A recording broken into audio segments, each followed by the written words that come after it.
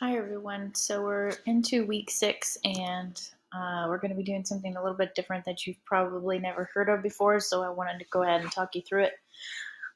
This is an acronym, SPACECAT, for close reading of any essay for purposes of rhetorical analysis. So what you're going to do first is think about this as a pre-writing exercise for your next writing assignment, which is the rhetorical analysis of your choice of any of the essays from the book. I've updated the class calendar to reflect when we will begin that, but you don't really need to worry about it right now. Just be thinking about this as a pre-writing exercise. So first of all, you're going to determine who the speaker is. So in most cases, that's the writer in the essays in this book, because they are generally nonfiction. If you were reading something and we were doing literary analysis, you may not assume that the speaker is also the writer. So obviously you know the name of the person because the person is given at the beginning of the story. It gives you background about them. You know a little bit about them from that.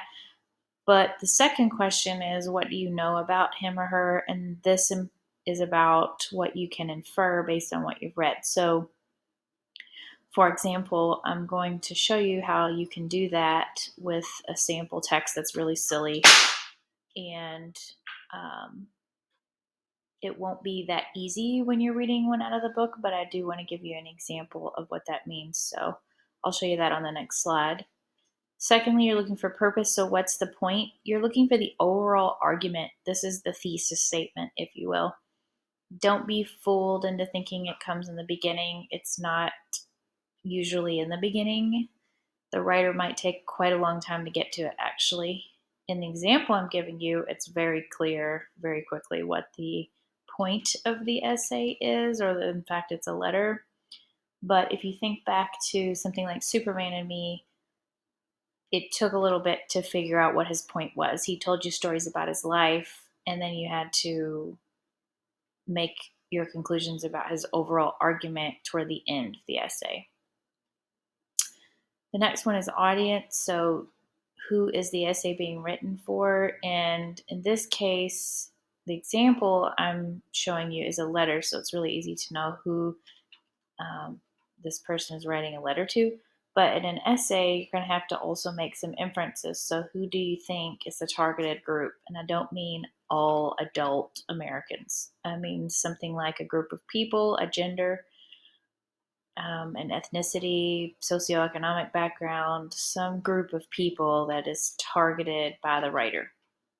Context has to do with issues surrounding the topic of the essay or the argument. So, what's happening locally around the writer or the geographical location of the essay's setting in the United States or globally. And you may know that just because you know that. It may be directly mentioned in the essay, or you may have to do a little bit of research to figure that out by looking up the copyright date, or say, for example, if a war is mentioned or political issues mentioned, you may have to look that up to figure out the context.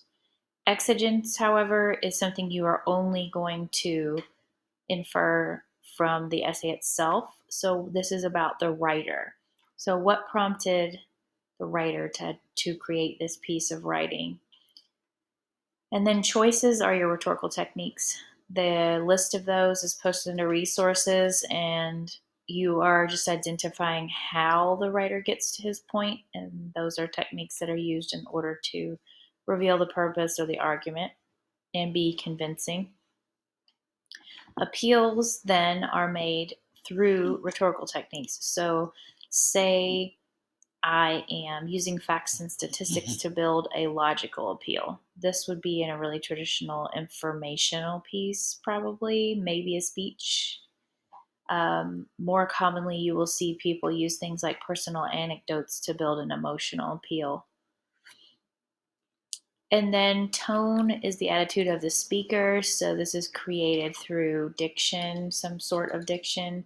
Usually you're looking here for adjectives or words that seem to be positive or negative to make a determination. Tone can change throughout the essay as well. It's not an overall tone, that's mood. So here's an example.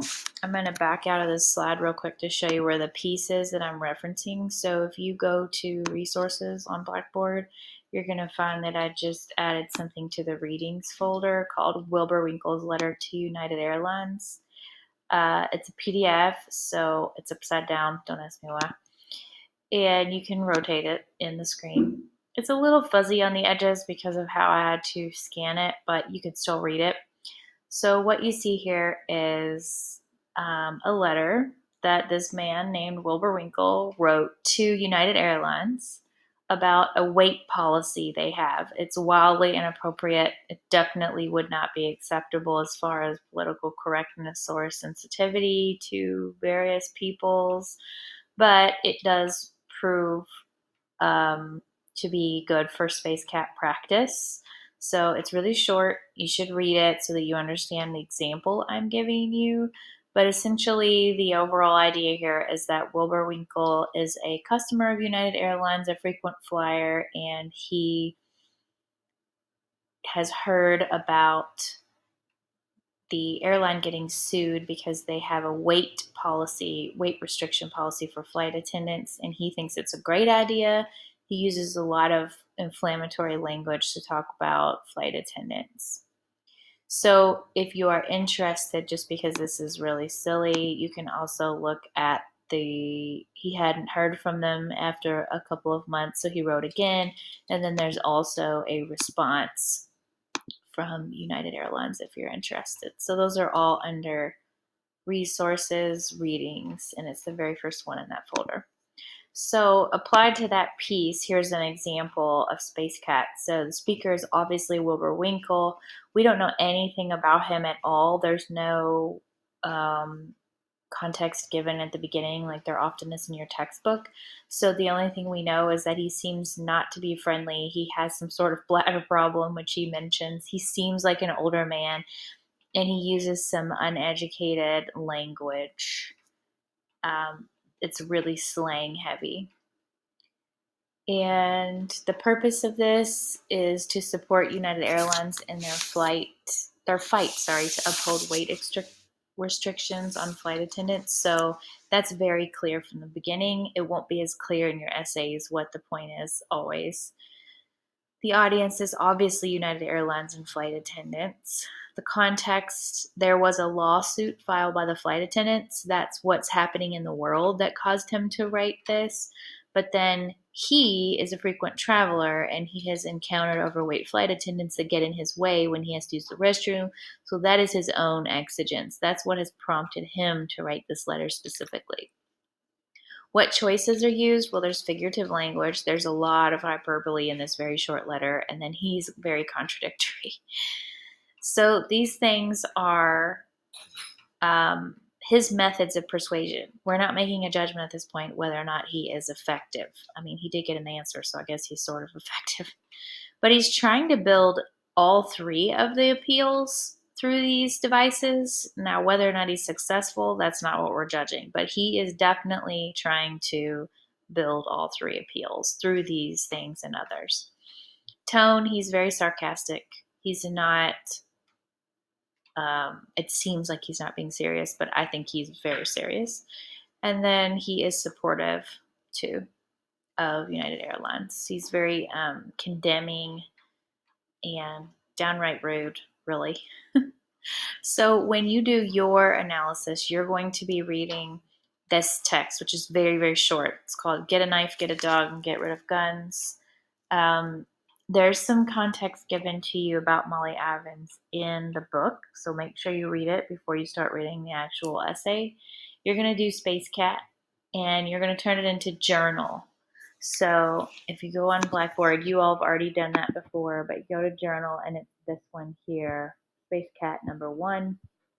I will then give you feedback on that before you do work in week 7. So part of the calendar says not to move on until you've seen my feedback. So I will do my best to get that turned around by the end of the day on next Monday. So that is it. If you need to obviously figure this out, you can work together with your classmates, but also just come back to this recording and then look at the example, read Wilbur Winkle, and then you're going to apply it to the new piece.